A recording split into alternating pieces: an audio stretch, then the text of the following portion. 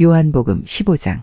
나는 참포도나무요 내 아버지는 정원사이시다. 내 안에서 열매 맺지 못하는 가지마다 아버지께서 잘라내시고 열매 맺는 가지는 더 많은 열매를 맺게 하려고 깨끗하게 다듬으신다. 너희는 내가 너희에게 해준 말 때문에 이미 깨끗하게 되었다. 내 안에 있어라. 그러면 나도 너희 안에 있겠다. 가지가 포도나무에 붙어 있지 않으면 가지 스스로 열매를 맺을 수 없듯이 너희도 내 안에 있지 않으면 스스로는 열매를 맺을 수 없다. 나는 포도나무요 너희는 가지다. 사람이 내 안에 있고 내가 그 안에 있으면 그는 열매를 많이 맺는다. 그러나 나를 떠나서는 너희가 아무것도 할 수 없다. 누구든지 내 안에 있지 않으면 그 사람은 꺾여서 말라버리는 가지와 같다. 사람들이 그 마른 가지를 주워다 불에 던져 태워버릴 것이다. 너희가 내 안에 있고 내 말이 너희 안에 있으면 무엇이든지 원하는 대로 구하여라. 그리하면 너희에게 이루어질 것이다. 너희가 열매를 많이 맺어 내 제자인 것을 나타내면 이것으로 내 아버지께서는 영광을 받으신다. 아버지께서 나를 사랑하신 것 같이 나도 너희를 사랑하였다. 이제 내 사랑 안에 머물러 있어라. 내가 내 아버지의 계명을 지켰고 그의 사랑 안에 있는 것처럼 너희가 내 계명을 지키면 내 사랑 안에 있을 것이다. 내가 이것을 너희에게 말한 것은 나의 기쁨이 너희 안에 있어 너희 기쁨이 가득 넘치게 하려는 것이다. 내가 너희를 사랑한 것 같이 너희도 서로 사랑하라. 이것이 바로 내 계명이다. 사람이 자기 친구를 위해 목숨을 내놓는 것보다 더 큰 사랑은 없다. 내가 너희에게 명하는 것을 행하면 너희는 내 친구다. 이제 내가 너희를 더 이상 종이라고 부르지 않겠다. 종은 주인이 하는 일을 알지 못한다. 방금 전에 나는 너희를 친구라고 불렀다. 왜냐하면 내가 아버지께 들은 것을 다 너희에게 알게 하였기 때문이다. 너희가 나를 택한 것이 아니라 내가 너희를 택하여 세웠다. 그것은 너희가 가서 열매를 맺고 너희 열매가 항상 있게 하기 위해서이다. 그래서 내 이름으로 구하는 것은 무엇이든지 아버지께서 너희에게 주실 것이다. 내 계명은 이것이다. 서로 사랑하여라. 세상이 너희를 미워하면 너희보다 먼저 나를 미워한 줄 알아라. 너희가 세상에 속하였으면 세상이 너희를 자기 것이라고 사랑할 것이다. 그러나 너희가 세상에 속하지 아니하고 내가 너희를 세상에서 선택하였으므로 세상은 너희를 미워할 것이다. 내가 너희에게 종이 주인보다 더 크지 않다고 한 말을 기억하여라. 사람들이 나를 핍박하였다면 너희도 핍박할 것이다. 그들이 내 교훈을 지켰다면 너희의 교훈도 지킬 것이다. 그러나 그들이 나를 보내신 분을 알지 못하므로 내 이름 때문에 너희를 이런 식으로 대할 것이다. 내가 와서 그들에게 말하지 않았더라면 그들에게는 죄가 없었을 것이다. 그러나 지금은 그들이 자기들이 지은 죄에 대하여 핑계할 수 없게 되었다. 나를 미워하는 사람은 내 아버지도 미워한다. 내가 아무도 하지 않은 일을 그들 가운데서 행하지 않았다면 그들에게 죄가 없었을 것이다. 그러나 이제 그들이 내가 한 일을 보고서도 나와 내 아버지를 미워하였다. 이렇게 된 것은 율법에 기록된 대로 그들이 이유 없이 나를 미워하였다라는 말씀이 성취되기 위해서이다. 내가 너희에게 보낼 보혜사 곧 아버지께로부터 오시는 진리의 성령이 오시면 그가 나에 관해 증언하실 것이다. 그리고 너희도 처음부터 나와 함께 있었으므로 나를 증언해야 할 것이다. 요한복음 16장. 내가 너희에게 이 말을 하는 것은 너희 믿음이 흔들리지 않게 하기 위함이다. 사람들이 너희를 회당에서 쫓아낼 것이다. 그뿐만 아니라 너희를 죽이는 사람마다 자기가 하나님을 섬기고 있다고 생각할 때가 올 것이다. 그들은 아버지나 나를 알지 못하기 때문에 이런 일을 행할 것이다. 내가 지금 너희에게 이 말을 하는 것은 그때가 되면 너희로 하여금 내가 너희에게 일러준 말을 생각나게 하려는 것이다. 내가 처음부터 너희에게 이 말을 하지 않은 것은 지금까지 내가 너희와 함께 있었기 때문이다. 이제 나는 나를 보내신 분에게로 간다. 그러나 너희 중에서 나에게 어디로 가십니까? 라고 묻는 사람이 없다. 하지만 내가 이런 말을 함으로 너희 마음에는 슬픔이 가득하다. 내가 너희에게 진리를 말하겠다. 내가 떠나가는 것이 너희에게 유익하다. 내가 가지 않으면 보혜사가 너희에게 오시지 않을 것이다. 내가 가면 보혜사를 너희에게 보낼 것이다. 보혜사가 오시면 그분은 죄에 대하여, 의에 대하여, 심판에 대하여 세상이 잘못 생각한 것들을 책망하실 것이다. 그분은 사람들이 나를 믿지 않은 것이 바로 죄라는 것을 말해주실 것이며 내가 아버지께로 감으로써 너희가 더 이상 나를 보지 못하는 것이 하나님의 의라는 것을 알려주실 것이다. 이 세상 통치자가 이미 심판을 받았다는 것이 심판에 관하여 그분이 책망하실 내용이다. 내게는 아직 너희에게 할 말이 많이 있지만 지금은 너희가 그 말을 도저히 이해할 수 없다. 그러나 진리의 성령이 오시면 그분이 너희를 모든 진리 가운데로 인도하실 것이다. 그분은 자기 마음대로 말씀하지 않으시고 그가 들은 것만을 말씀하시며 앞으로 될 일들을 너희에게 알려주실 것이다. 진리의 성령은 내 것을 가지고 너희에게 알려주심으로써 나를 영화롭게 하실 것이다. 아버지께 있는 것은 다 내 것이다. 그래서 내가 성령께서 내 것을 가지고 너희에게 알려주신다고 말한 것이다. 조금 있으면 너희가 나를 보지 못할 것이고 또 조금 있으면 나를 다시 볼 것이다. 예수님의 제자들 중 몇 사람은 서로 이렇게 말했습니다. 주님께서 조금 있으면 너희가 나를 보지 못할 것이고 또 조금 있으면 나를 다시 볼 것이다라고 말씀하시고 또 이는 내가 아버지께로 가기 때문이다라고 말씀하셨는데 이게 대관절 무슨 뜻일까? 또 그들은 주님께서 조금 있으면이라고 말씀하셨는데 그분이 하신 말씀은 도대체 이해할 수 없어 라고 말했습니다. 예수님께서 제자들이 자기에게 물어보고 싶어 한다는 것을 아시고 그들에게 말씀하셨습니다. 내가 조금 있으면 너희가 나를 보지 못할 것이고 또 조금 있으면 나를 다시 볼 것이다라고 한 말 때문에 너희끼리 서로 묻느냐? 내가 너희에게 진리를 말한다. 너희는 울며 애통할 것이나 세상은 기뻐할 것이다. 너희가 슬퍼할 것이지만 너희의 슬픔은 기쁨이 될 것이다. 출산하는 여인에게는 출산할 때의 고통이 있다. 그러나 아이를 낳으면 여인은 아이가 세상에 태어난 것이 너무 기뻐서 그 고통을 잊어버린다. 너희도 지금은 근심하지만 내가 너희를 다시 보게 되면 너희는 기뻐할 것이다. 그리고 아무도 너희에게서 그 기쁨을 빼앗지 못할 것이다. 그때에는 너희가 내게 아무것도 구하지 않을 것이다. 내가 너희에게 진리를 말한다. 너희가 내 이름으로 아버지께 무엇이든지 구하면 그분이 너희에게 주실 것이다. 지금까지는 너희가 내 이름으로 아무것도 구하지 않았다. 그러나 구하라. 그러면 너희가 받을 것이요.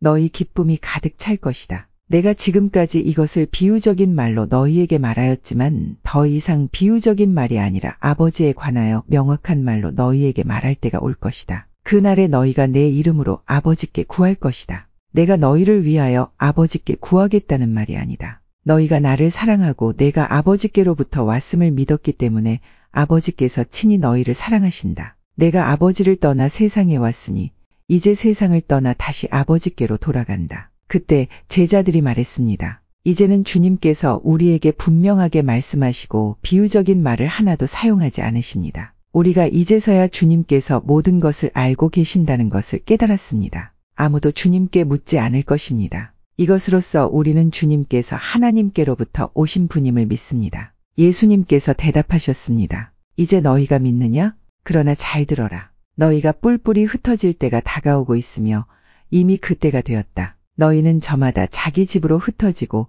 나를 혼자 버려 둘 것이다. 그러나 나는 혼자가 아니다. 그것은 아버지께서 나와 함께 계시기 때문이다. 내가 이것을 너희에게 말한 것은 너희가 내 안에서 평안을 얻게 하려는 것이다. 이 세상에서는 너희가 고난을 당할 것이다. 그러나 담대하여라. 내가 세상을 이기었다. 요한복음 17장. 예수님께서는 이 말씀을 하시고 눈을 들어 하늘을 바라보시며 기도하셨습니다. 아버지, 때가 이르렀습니다. 아버지의 아들을 영광되게 해주십시오. 아들이 아버지를 영화롭게 하겠습니다. 아버지께서는 아들에게 주신 모든 사람에게 영생을 주려고 모든 사람을 다스리는 권세를 아들에게 주셨습니다. 영생은 곧 한 분이신 참 하나님과 아버지께서 보내신 자 예수 그리스도를 아는 것입니다. 저는 땅에서 아버지를 영광되게 하였고 아버지께서 제게 하라고 주신 일을 완전히 행하였습니다. 그러므로 아버지, 이제는 세상이 창조되기 전에 제가 아버지와 함께 가지고 있던 그 영광으로서 저를 영광되게 해주십시오.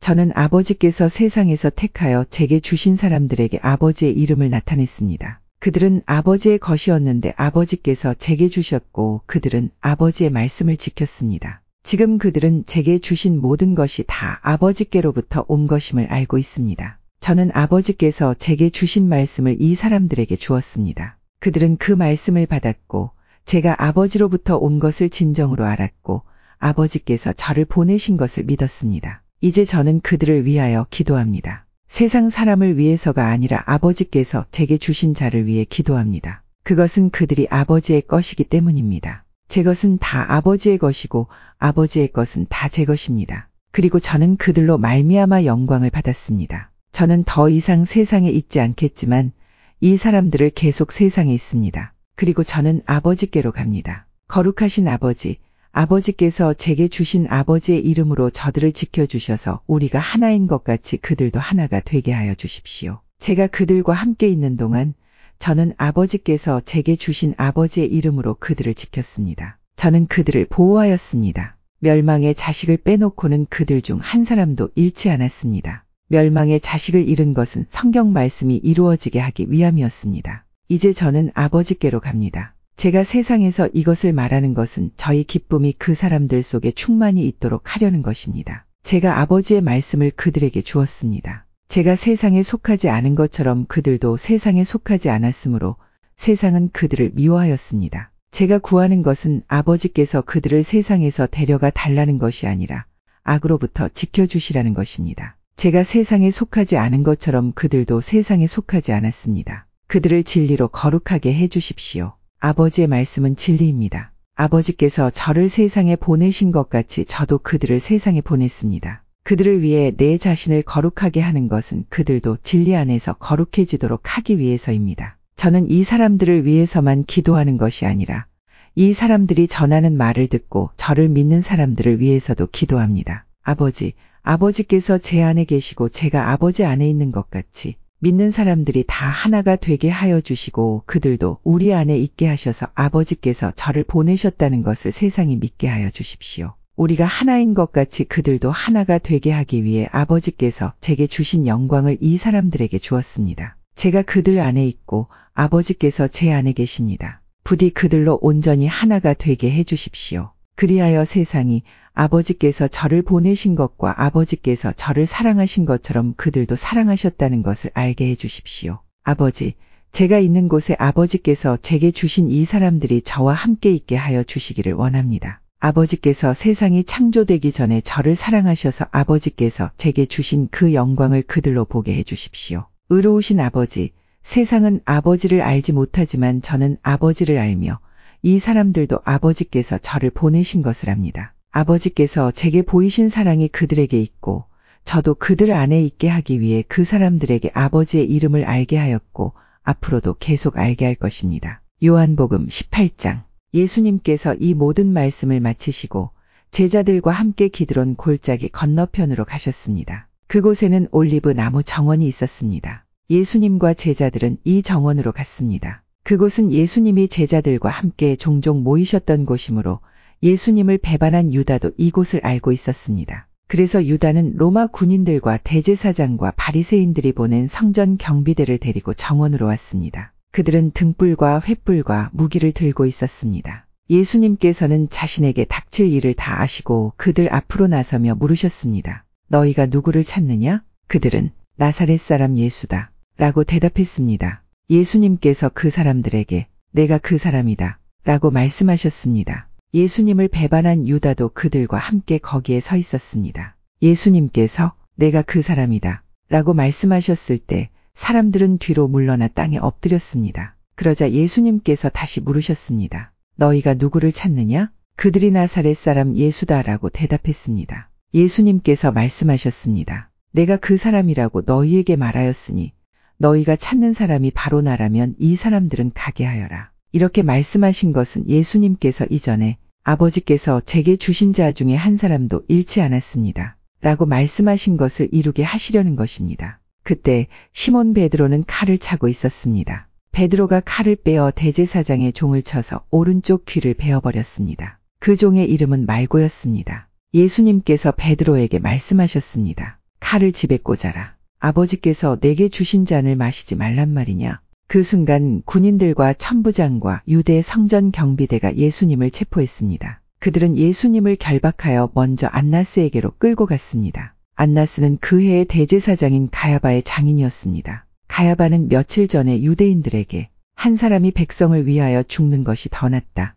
고 말한 사람이었습니다. 시몬 베드로가 다른 제자 한 사람과 함께 예수님을 따라갔습니다. 이 다른 제자는 제사장과 친분이 있는 사람이었기에 그는 예수님과 함께 대제사장의 집들 안으로 들어갔습니다. 그러나 베드로는 문 밖에서 기다려야만 했습니다. 대제사장과 아는 사이인 그 제자가 문 밖으로 나왔습니다. 그가 문 지키는 여자에게 말하여 베드로를 안으로 데리고 들어갔습니다. 문 지키는 여자가 베드로에게 당신은 이 사람의 제자 중 한 사람이 분명 아니죠? 하고 물었습니다. 베드로는 난 아니에요 라고 대답했습니다. 날이 추워서 종들과 성전 경비대가 불을 피워놓고 주위에 둘러서서 불을 쬐고 있었습니다. 베드로도 그들과 함께 서서 불을 쬐고 있었습니다. 대제사장이 예수님이 가르친 말씀과 제자들에 관해 물었습니다. 예수님께서 대답하셨습니다. 나는 세상에 분명히 말하였다. 언제든지 유대인들이 모이는 회당과 성전뜰에서 가르쳤고 은밀하게 말한 것이 하나도 없었다. 그런데 어째서 내게 묻느냐?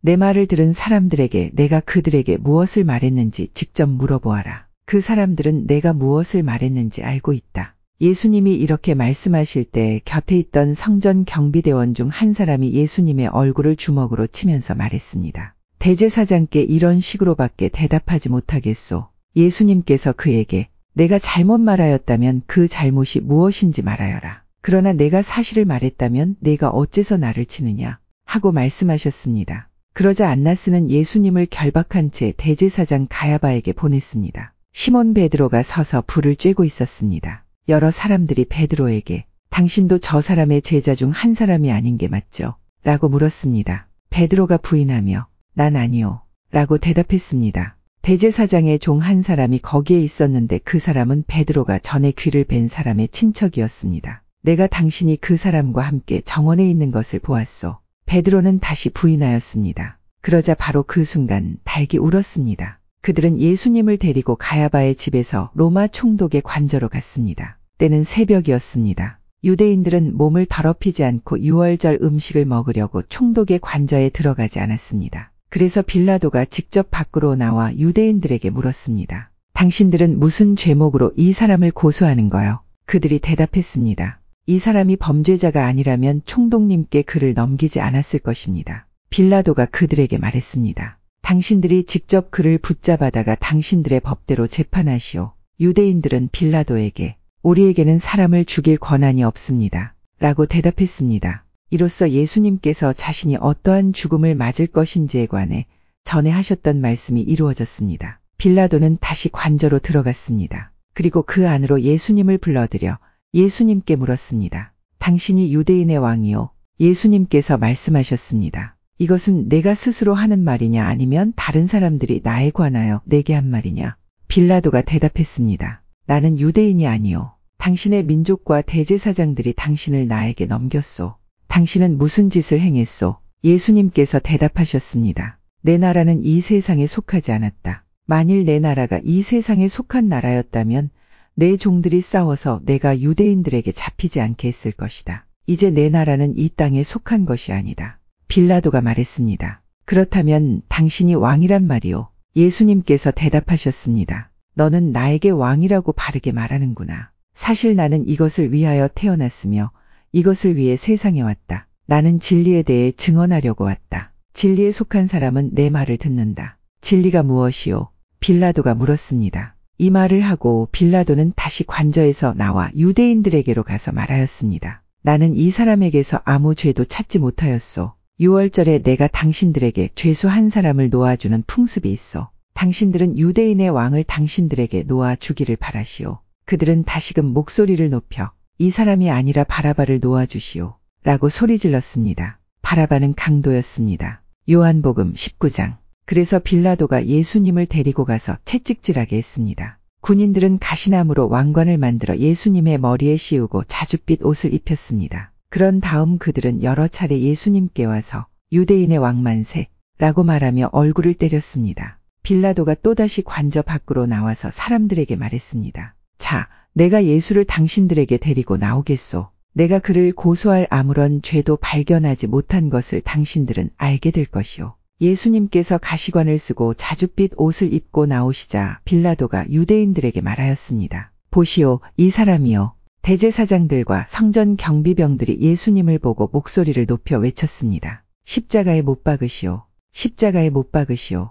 빌라도가 그들을 향해 이렇게 말했습니다. 당신들이 이 사람을 데리고 가서 십자가에 못 박으시오. 나는 그에게서 아무 죄도 찾지 못했소. 유대인들은 우리의 법대로 하면 그는 당연히 죽어야 합니다. 자기를 하나님의 아들이라고 주장하니 말입니다. 라고 우겼습니다. 빌라도는 이 말을 듣자 더욱 두려워하였습니다. 그래서 그는 다시 관저로 들어가 예수님께 당신은 어디서 왔소? 라고 물었습니다. 그러나 예수님께서는 그에게 대답하지 않으셨습니다. 빌라도가 예수님께 말했습니다. 나에게 대답을 하지 않을 작정이요? 나에게는 당신을 놓아줄 권한도 있고 십자가에 못 박을 권한도 있다는 것을 알지 못하오. 예수님께서 대답하셨습니다. 그 권세가 위에서 주어진 것이 아니라면 내게는 나를 해할 어떤 권한도 없다. 그러므로 나를 너에게 넘겨준 그 사람의 죄는 더 크다. 그때부터 빌라도는 예수님을 놓아주려고 애를 썼습니다. 그러나 유대인들은 소리를 지르며 만일 당신이 이 사람을 풀어주면 당신은 가이사의 지지자가 아닙니다.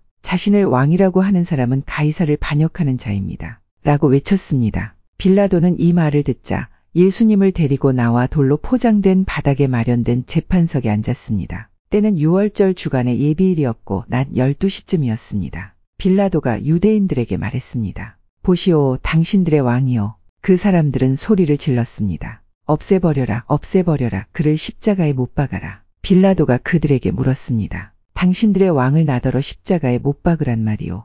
대제사장들이 대답하였습니다. 우리에게 가이사 외에는 왕이 없소. 그래서 빌라도는 예수님을 십자가에 못 박도록 그들에게 넘겨주었습니다. 군인들이 예수님을 데리고 갔습니다. 예수님께서 자신이 매달릴 십자가를 직접 지고 해골의 터 아람어로는 골고다라는 곳으로 가셨습니다. 그곳에서 사람들은 예수님을 십자가에 못 박았습니다. 또한 예수님과 함께 다른 두 사람도 예수님을 가운데 두고 양편에 한 사람씩 십자가에 못 박혔습니다. 빌라도는 명패를 써서 십자가 위에 붙였습니다. 거기에는 유대인의 왕, 나사렛 예수라고 쓰여 있었습니다. 많은 유대인들이 그 명패를 읽을 수 있었던 것은 예수님께서 죽으신 곳이 예루살렘 성에서 가깝고 그 명패는 아람어, 라틴어, 그리스어로 씌어 있었기 때문입니다. 유대인의 대제사장들이 빌라도에게 유대인의 왕이라 쓰지 말고 나는 유대인의 왕이다라고 쓰십시오 하면서 억지를 부렸습니다. 빌라도는 나는 내가 쓸 것을 썼을 뿐이다 라고 대답했습니다. 군인들은 예수님을 십자가에 못 박은 뒤에 그의 옷을 4조각으로 나누었습니다. 그리고는 저마다 한 조각씩 나누어 가졌습니다. 그들은 속옷도 가져갔는데 그 옷은 위로부터 아래까지 완전히 통으로 짠 것이었습니다. 그래서 군인들은 이것은 찢지 말고 제비를 뽑아 누가 가질지 정하자 라고 말하였습니다. 이런 일이 일어난 것은 그렇게 되리라고 말한 성경 말씀을 이루기 위해서였습니다. 그들이 자기들끼리 내 옷을 나누고 내 옷을 가지려고 제비 뽑나이다. 예수님께서 그의 어머니와 그 곁에 사랑하는 제자가 서 있는 것을 보시고 어머니를 향해 말씀하셨습니다. 여자여, 보십시오. 어머님의 아들입니다. 그리고 그 제자에게는 보아라, 내 어머니이시다 라고 말씀하셨습니다. 그때부터 이 제자는 예수님의 어머니를 자기 집에 모셨습니다. 이후에 예수님께서는 이미 모든 것이 이루어진 줄 아시고 성경이 성취되도록 하기 위하여 내가 목마르다 라고 말씀하셨습니다. 그곳에 신 포도주가 담긴 항아리가 있었습니다. 군인들이 해면을 신 포도주에 흠뻑 적셔서 우슬초 막대기에 매달아 예수님의 입으로 가져갔습니다. 예수님께서는 신 포도주를 맛보신 다음 다 이루었다 라고 말씀하셨습니다. 이 말씀을 하신 후 고개를 아래로 떨구시고 운명하셨습니다. 이날은 예비일이었고 다음 날은 안식일이었습니다. 유대인들은 안식일에 시신을 십자가에 그대로 두고 싶지 않았습니다. 그래서 빌라도에게 시신의 다리를 부러뜨리고 그 시신을 십자가에서 내려달라고 부탁했습니다. 군인들이 가서 예수님과 함께 못 박힌 첫 번째 사람의 다리와 또 다른 사람의 다리를 부러뜨렸습니다. 그러나 군인들이 예수님께 갔을 때 그들은 예수님께서 이미 돌아가신 것을 알고는 그분의 다리는 부러뜨리지 않고 창으로 예수님의 옆구리를 찔렀습니다. 바로 피와 물이 쏟아져 나왔습니다. 이것을 본 사람이 증언한 것이니 그의 증언은 참됩니다. 그는 자기가 진리를 말하고 있다는 것을 알았습니다. 그가 이렇게 말한 것은 여러분들도 믿게 하려는 것입니다. 이런 일이 일어난 것은 그의 뼈가 하나도 부러지지 않을 것이다 라고 쓰여진 성경 말씀을 이루기 위해서입니다. 또 다른 성경에는 그들은 자기들이 찌른 사람을 볼 것이다 라는 말씀이 있습니다. 이 일이 일어난 후 아리마대 사람 요셉이 빌라도에게 예수님의 시신을 가져가겠다고 요청하였습니다. 요셉은 예수님의 제자였지만 유대인들이 두려워 그 사실을 감춰왔습니다. 빌라도가 허락하자 요셉이 와서 예수님의 시신을 가져갔습니다. 니고데모도 요셉과 함께 왔습니다. 니고데모는 일찍이 밤에 예수님을 찾아왔던 사람이었습니다. 그는 모략과 알로에를 섞어 만든 향료를 약 33kg 정도 가져왔습니다. 이 두 사람은 유대인들의 장례 풍습에 따라 예수님의 시신을 가져다가 향료와 함께 고운 배로 쌌습니다. 예수님께서 십자기에 못 박히신 곳에는 동산이 있었습니다. 그 동산에는 아직까지 한 사람도 그 안에 안치한 적이 없는 새 무덤이 있었습니다. 무덤도 가까이 있고 유대인들의 예비일이기도 해서 요셉과 니고데모는 예수님의 시신을 그 무덤에 넣어 두었습니다. 요한복음 20장. 안식일 다음 날 이른 아침에 막달라 마리아가 무덤으로 갔습니다. 날은 아직 어두웠습니다. 마리아는 무덤 입구를 막았던 커다란 돌이 무덤에서 옮겨진 것을 보았습니다. 그래서 마리아는 시몬 베드로와 예수님께서 사랑하시던 다른 제자에게 달려가서 말했습니다. 사람들이 주님을 무덤에서 빼갔나 봐요. 그런데 그들이 주님을 가져다 어디에 두었는지 모르겠어요. 그 말을 들은 베드로와 다른 제자는 무덤 쪽으로 향했습니다. 두 사람 모두 달려갔습니다. 다른 제자가 베드로보다 더 빨리 무덤에 먼저 도착했습니다. 그 제자는 몸을 굽혀 고운 배가 거기에 놓여 있는 것을 보았지만 무덤 안으로는 들어가지 않았습니다. 뒤따라온 시몬 베드로는 무덤에 도착하자 바로 무덤 안으로 들어갔습니다. 베드로는 고운 배가 거기에 놓여 있는 것을 보았습니다. 그는 예수님의 머리를 감았던 천도 보았습니다. 그 천은 고운 배와 겹쳐 있지 않고 조금 떨어진 곳에 잘 개켜져 있었습니다. 그제서야 무덤에 먼저 왔던 다른 제자도 무덤 안으로 들어와 보고 믿었습니다. 이때까지만 해도 제자들은 예수님께서 죽음에서 살아나야 한다는 성경 말씀을 깨닫지 못했습니다. 그리고서 두 제자는 자기 집으로 돌아갔습니다. 그러나 마리아는 무덤 밖에 서서 울고 있었습니다. 마리아는 울면서 몸을 굽혀 무덤 안을 들여다보았습니다. 마리아는 흰옷 입은 두 천사를 보았습니다. 두 천사는 예수님의 시신이 있던 곳에 앉아 있었습니다. 한 천사는 머리 쪽에 다른 천사는 발 쪽에 있었습니다.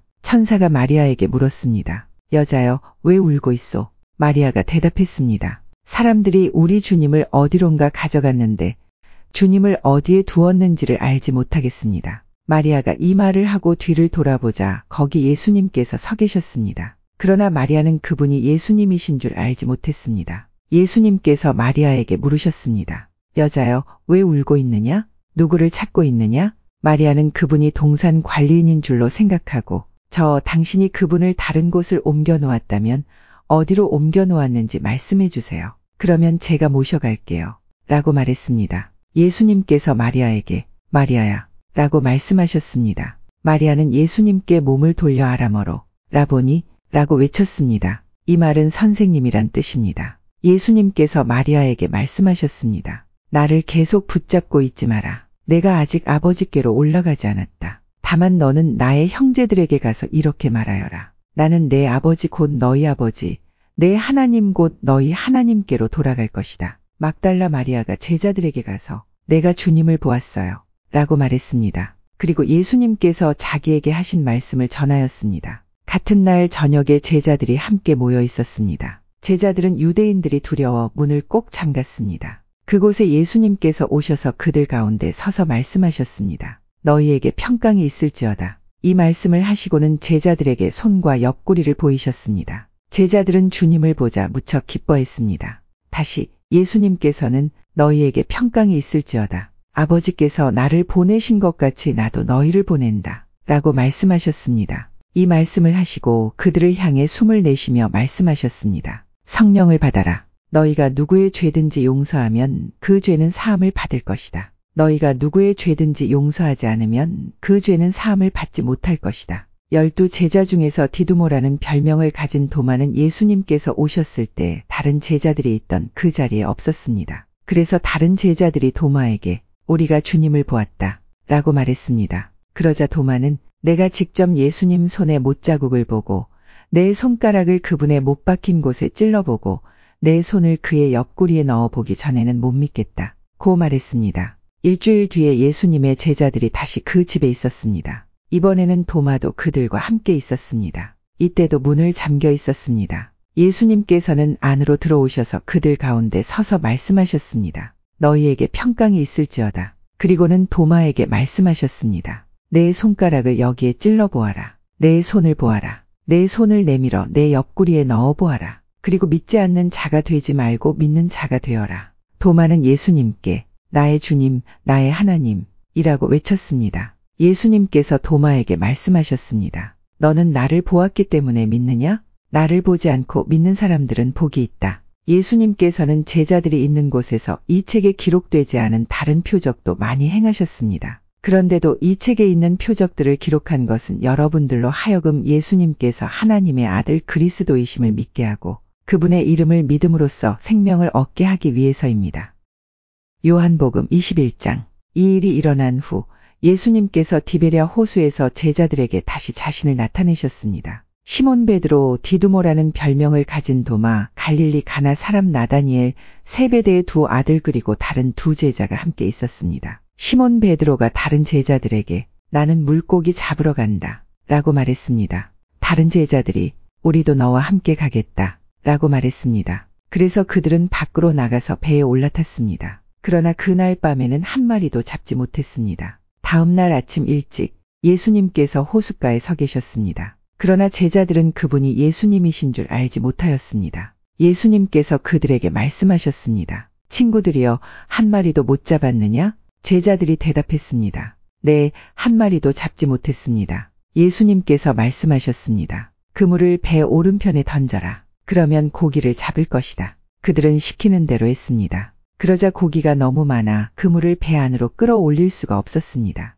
예수님께서 사랑하시던 제자가 베드로에게 말했습니다. 주님이시다. 베드로는 주님이시라는 말을 듣자마자 벗고 있던 겉옷을 몸에 두르고는 물로 뛰어들었습니다. 다른 제자들은 고기가 가득한 그물을 당기며 배를 저어 호숫가에 댔습니다. 그들은 호숫가로부터 약 90m 정도 떨어진 그리 멀지 않은 곳에 있었기 때문입니다. 제자들이 호숫가에 닿아 땅에 내리니 숯불이 피워져 있는 것이 보였습니다. 불 위에는 생선이 놓여 있었고 빵도 있었습니다. 그때 예수님께서 너희가 방금 전에 잡은 생선을 가지고 오너라 하고 말씀하셨습니다. 시몬 베드로가 배에 올라가 그물을 호숫가로 끌어당겼습니다. 그물은 큰 물고기로 가득했습니다.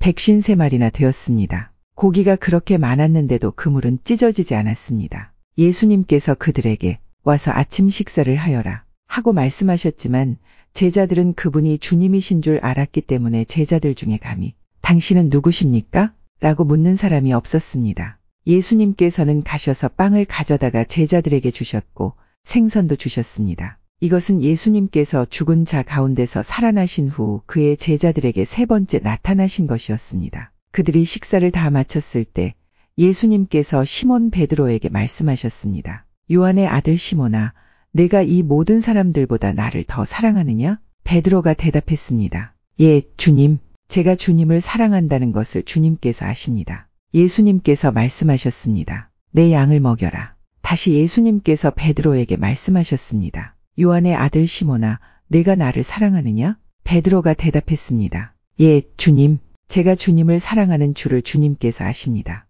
예수님께서 말씀하셨습니다. 내 양을 돌보아라. 세 번째로 예수님께서 베드로에게 말씀하셨습니다. 요한의 아들 시몬아, 내가 나를 사랑하느냐? 예수님께서 자기에게 세 번씩이나 내가 나를 사랑하느냐? 고 물으셨기 때문에 베드로는 거의 울상이 되었습니다. 그리고는 예수님께 대답했습니다. 주님, 주님께서는 모든 것을 아십니다. 제가 주님을 사랑하는 것도 주님께서는 알고 계십니다. 예수님께서 베드로에게 말씀하셨습니다. 내 양을 먹여라. 내가 너에게 진리를 말한다. 내가 젊었을 때는 제 혼자 힘으로 옷도 입고 제가 원하는 곳으로 갔지만 나이가 들게 되면 내가 팔을 벌리겠고 다른 사람이 내게 옷을 입힐 것이며 다른 사람이 내가 원하지 않는 곳으로 너를 데려갈 것이다. 예수님께서 이렇게 말씀하신 것은 베드로가 어떤 죽음으로 하나님께 영광을 돌리게 될지를 보여주시려는 것이었습니다. 이 말씀을 하시고 예수님께서는 베드로에게 나를 따르라 고 말씀하셨습니다. 베드로가 뒤돌아보니 예수님께서 사랑하시던 제자가 따라오고 있었습니다. 이 사람은 만찬에서 예수님께 몸을 기댄 채 주님을 배반할 사람이 누구입니까? 라고 묻던 제자였습니다. 베드로가 그 제자를 보고는 예수님께 여쭈었습니다. 주님, 이 사람은 어떻게 되겠습니까?